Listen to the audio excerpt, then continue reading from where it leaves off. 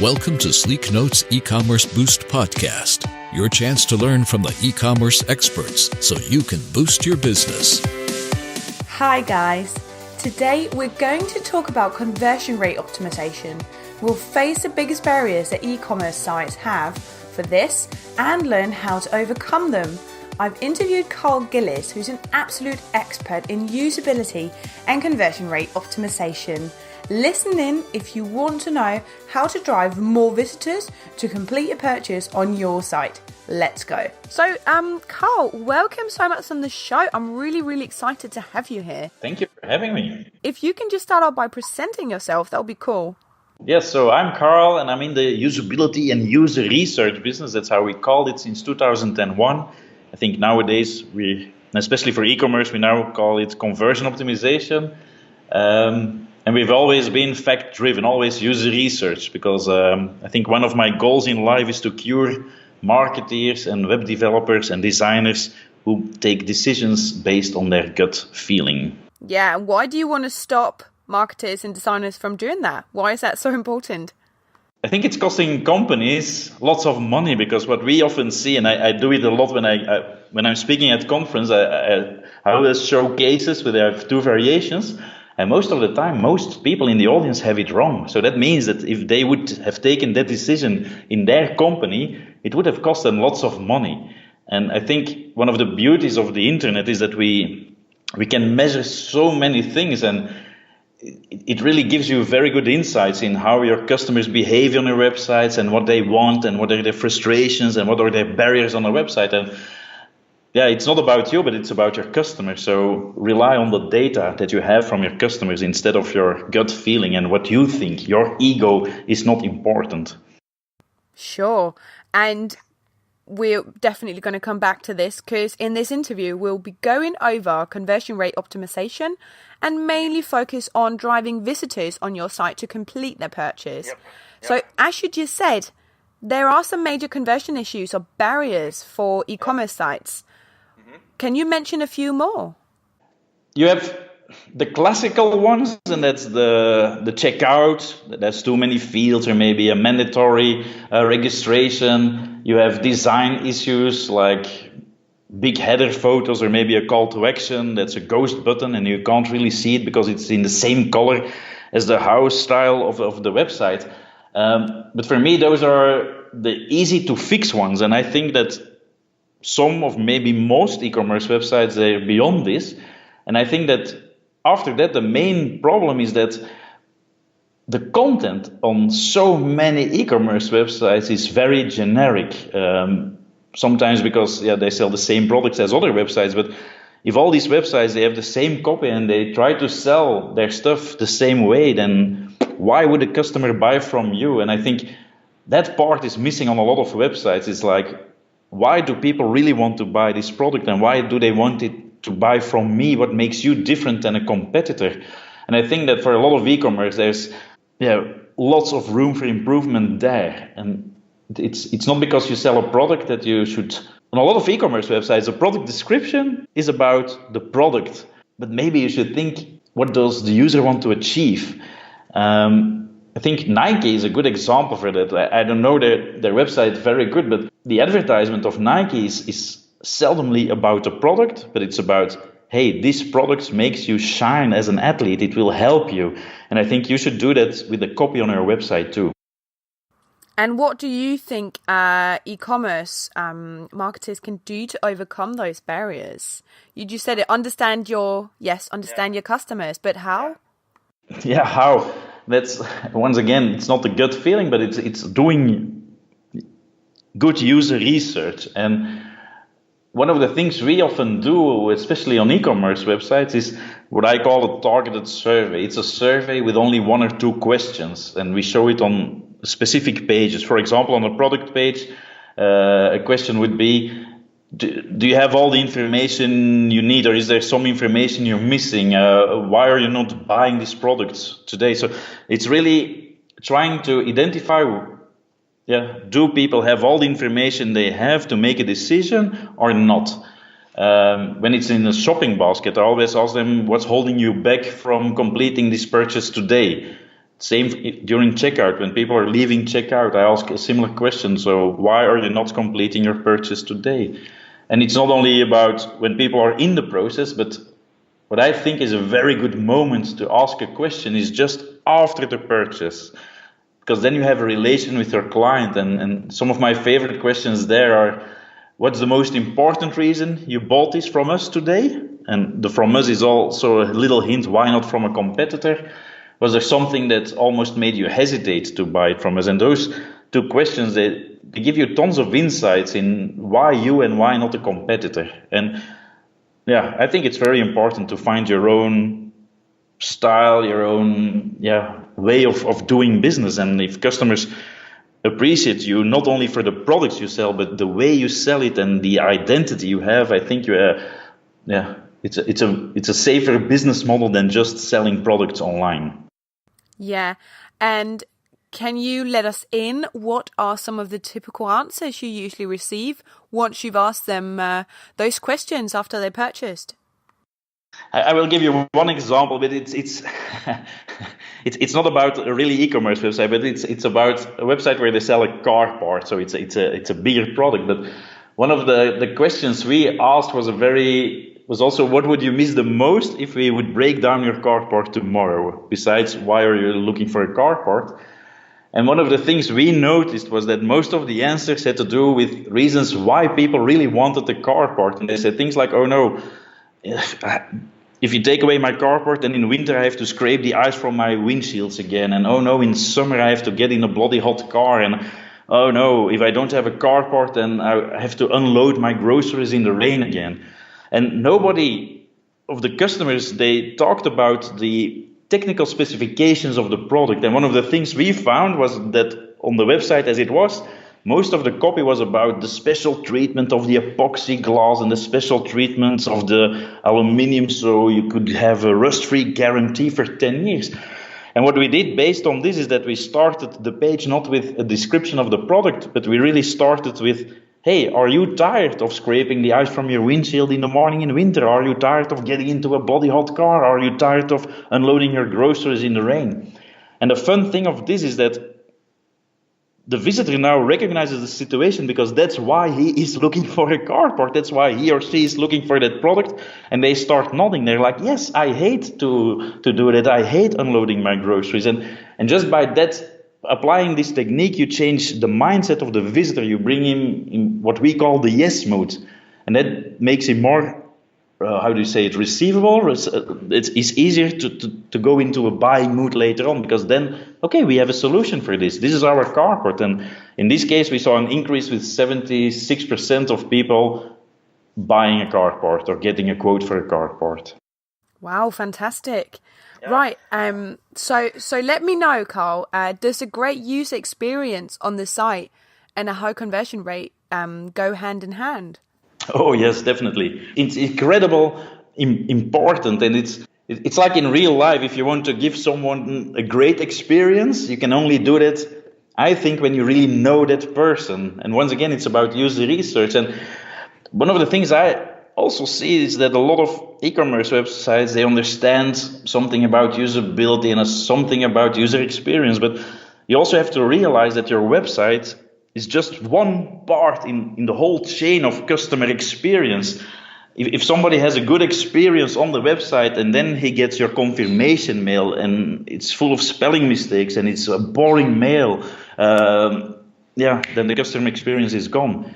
When he has to wait for the shipment for 1 week instead of 2 days, then it also is not a very good customer experience. And in my opinion, that's one of the reasons why people don't return to a website after a first purchase, is because the rest of the experience is also not good enough. And I think that's one of the things that, I don't know, but companies like Amazon and Zalando, they do it very good. It's the whole chain from A to Z, everything connects together and it's one great experience you have. So yes, customer experience, incredibly important. You have to know the implicit motivation of your users and why they want to be a client and why they want to return to your website. Yeah, sure. So it's really about giving them a good experience from they land on your page, they recognize, I need a carport, and then to buying it and everything afterwards as well. Yeah, everything. Even, I don't know, if here in Belgium and the Netherlands, there's a company called Coolblue. It's one of the biggest e-commerce chains here. And one of the things they now try to do is to make sure that the delivery itself, that they can do it. Because one of the complaints they have is, people install a fridge and then it's an external company and they're very rough people and they want to have total control over the complete chain, and that's it. You can have a great experience online, but if somebody comes install your washing machine or your fridge and he ruins your door, then you're like, fuck off. Then you're not a happy client. So the complete chain is so important. Yeah. Yeah. So let me tell you about a really bad experience I had, because I really want your opinion on this.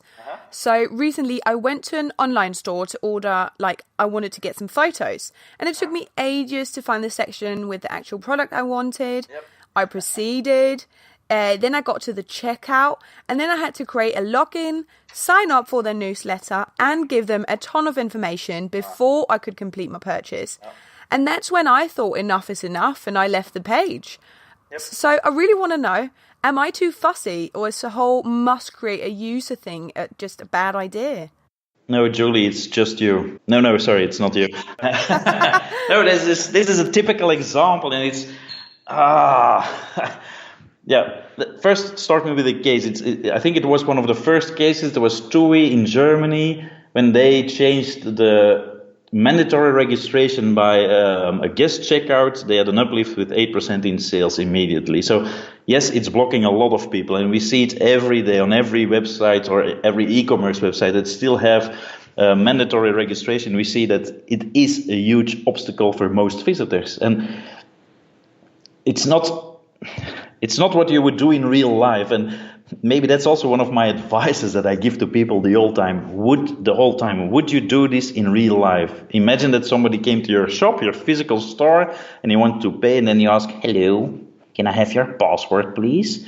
Do you want to make an account? And you would say, fuck off. And that's what people are doing online too. They say, fuck off to you if you ask too many questions. Same, like you said, tons of information. If you're on a website and they ask for your birthday, and then you're like, why do they need my birthday?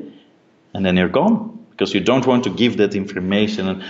And I think one of the problems there is that a lot of marketing people, they're like, yeah, we want to know lots of information about our clients, but do it step by step. And customers, they only want to give what they want to give in return for what they expect from you. And maybe start with having a client, and then maybe later on ask for their birthday or something, but do it step by step, not in one session. So yeah, you're not the only one. Good to know. If you want to collect anyway a bit of information on your visitor, your customer, because I know many e-commerce sites want that, what are the best practices in terms of form fields when completing a purchase? Are there any, or should you just leave them out entirely? Are there any? It's a difficult one. I don't believe in make it as short as possible, but your form should have as many fields as you really need. And that depends from product to product, or what do you want to achieve. If it's only a online shop with online delivery and people don't need an invoice, you don't even need their physical address. So I would leave that out. I would, for example, only ask for a zip code or something, because that most of the time you need for the payment options. Of course, when it involves a physical delivery, then you need their full address. Of course, when you're a shoe store, it would be handy if you know their shoe size, but don't ask a shoe size if you go to order a photo or something. So it should always be in relation, what do I really need? And that should be the basis. And you should be happy with that as a marketer. And then you have to think, okay, what other data could be useful for me, maybe in the future? And then you can start adding that data later on, maybe by doing a contest on your website or something. Because when you do a contest, people want to give everything. That's what I see. But do it step by step. Don't ask all the information in one time. So we've learned that user experience and high conversions go hand in hand, but is optimizing the conversion really about eliminating possible objections or doubts for the visitor? How should you go about overcoming these objections? Here's Karl's answer. That's part of it. I think when it's about conversion optimization, taking away friction, taking away objections is a very important one. The second one is make your design as good as possible, and good doesn't necessarily mean fancy, but like good visual hierarchy where a visitor can easily find what they're looking for. And I think the third one, and it's a very important one, and also I think a goldmine for a lot of e-commerce websites, is to encourage the user in what he or she is doing. And I think one of the great examples there is Booking.com. I know there's a lot of stress involved when you go to the Booking.com website because of all the scarcity and stuff like that. But one of the things they do really good is when you choose a room, there's something like, yeah, you've hit the jackpot. This is the cheapest room you will find. This is the best deal of the day. When you're in the checkout process and you fill in your name, there appears a green check mark behind every field, and you're like, yeah, I can do it. And when you go to the next step, they say, yeah, it's only 1 minute. You will only need 1 minute before you booked your holiday. So they're encouraging you all the time. And that's something, once again, we do in real life with people. We give compliments, but online, a lot of websites seem to forget this. And yeah, so it's not only about taking away friction. I think changing the behavior, changing the attitude of the visitor is also very important. Could social proof be a part of like encouraging people to buy as well? How do you see social proof in this equation? Yeah, social proof can be. No, most of the time it's a very important one. It's once again, it's the same in real life, I guess. Imagine you're in the city that you don't know, and you want to go to a restaurant, and then there are 5 restaurants next to each other. 2 of them are empty. Nobody is sitting there. And there's one with one older couple, and then there's one restaurant really, it's full. People seem to be smiling. What restaurant will you choose? Yeah, well, not the vacant one. Not the vacant one. And that's the same online. A customer doesn't want to have the feeling like, shit, am I the first one who is going to buy here? Because that's a big hurdle. So yes, social proof is one of the elements that can be important. How many products have you sold? How many? It can be a testimonial, can be reviews. There are a lot of different kinds of social proof. But yeah, make it clear to your visitors, hey, you're not alone. Other people have gone here before, and we made them happy. Cool. So, Karl, I want to know, is there any one like tool or tactic you wouldn't be without when you have to design high converting pages or high converting shopping experiences? Well, yeah, of course. Now you're asking a pro. I use all the tools and methods I can, and I try to combine. And so we start, yes, with Google Analytics. We use a lot of scroll heat maps, click heat maps, user session recordings. But I must admit that the biggest results we get is from classical user testing, or what I said, those targeted surveys. They just asking the right question, and a question that's not about an opinion but about facts, that will give you so many insights to improve your website and improve the copy and and increasing the motivation of your users. Let me give you maybe one example. It has to do with an e-commerce website where they sold watches and sunglasses. And we saw that a lot of people put something in their shopping cart, but they didn't do anything with it. So it was just a shopping cart, and then they were gone. And then we asked the question, after 15 seconds of people not doing anything on the shopping cart page, like, okay, what is the main reason, or why are you not completing your purchase today? And people said obvious things like, yeah, is there a shipping cost involved? And okay, that was missing on the page. And can I pay with a MasterCard, or can I pay with American Express? And yes, that was also missing on the page.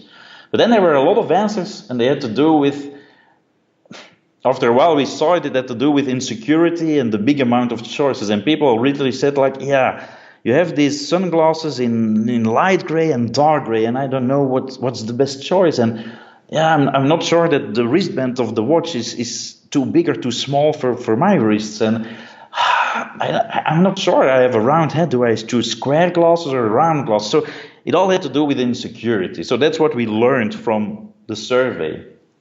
We couldn't find an answer until somebody said, hey, but that is exactly what in real life, once again, real life happens when you go to a shop and you try something. And then the shopping assistant, male or female, of course, when it's ugly, they will probably say, this is not a good choice. But when you're okay with it, they will most of the time say, hey, this suits you. You look fabulous in it. And what happens as a customer, you're like, yeah, I know, this is good, and you buy it. That's what happens in real life. So in that shopping cart, we just added a message, an easy one. This is the right choice for you, or this is the perfect choice, or congratulations, this is a perfect fit for you. So we supported the customer, and just by changing that, we had an uplift with more than 6%. Oh, that's amazing. Yeah. Fantastic. Yeah, and you can only learn those things, well, you can use your common sense for it, but it's very important to know why people are not doing something on your website. Of course, it's also important why they're doing something, but why are they not doing it and how you can change those things. And for me, targeted service, user testing, all those user behavior tools are very, very important. Fantastic. Karl, thank you so much for your time. That was super, super cool. You're welcome. That's all for now. I hope you enjoyed this episode. And if you did, make sure to give e-commerce Boost a 5-star rating. If you want more CRO ideas, simply send me a screenshot of your 5-star rating of this podcast at jf@sleeknote.com. Then I'll send you our CRO toolkit so you can skyrocket your organic traffic and on-page conversion rate. See you next time.